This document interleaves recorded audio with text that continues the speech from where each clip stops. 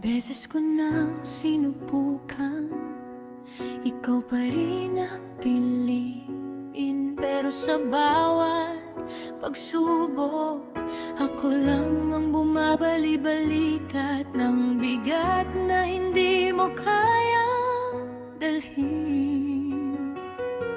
Naghintay ako sa salitang hindi mo naman kayang bitawan, at ako to nauubos kakahawa sa pagmamahal na ako lang ang may laman.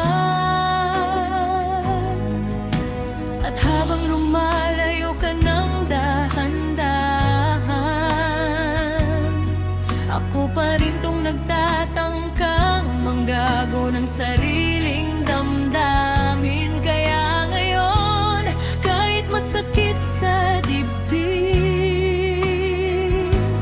magpapakatotoo na rin. Tama na, hindi ko na ipaglalaban to. Pagod na kong maging ako lang ang kumakapit sa atin. Tama na, mas pinili mo namang lumayo, kaya pipiliin ko na rin ang sarili kong hindi mo kayang dalhin. Kung dito nagtatapos ang kwento, hayaan na. Masakit, oo, pero kaya ko nang sabihin, tama na.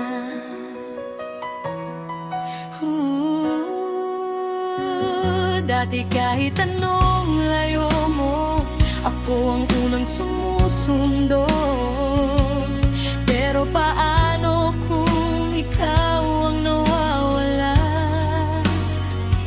at ako ang laging naghahanap ng dahilan kung bakit hindi ka nagtatagal. Hindi ko kasalanang magmahal, pero kasalanan ko nang hayaan kang masira po. Ngayon pipiliin kong bumangon, kahit basag, kahit mabigat ang bawat hakbang ko.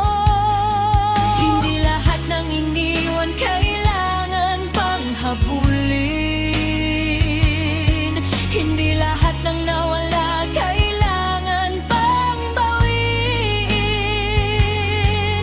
Minsan ang tunay na lakas ay ang pagtanggap ng tapos na, kahit hindi mo pa kayang aminin.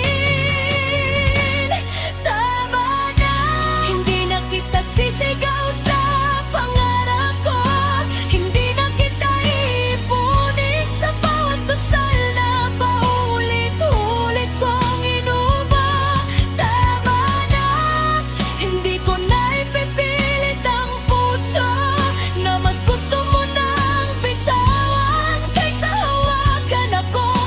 Kung dito nagtatapos ang kwento, hala na.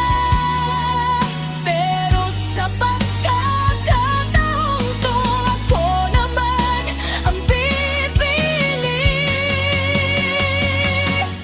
Tama na, hindi ko kailangan ng kalahati lang. Hindi ko kailangan na ng paunti-unting pagmamahal.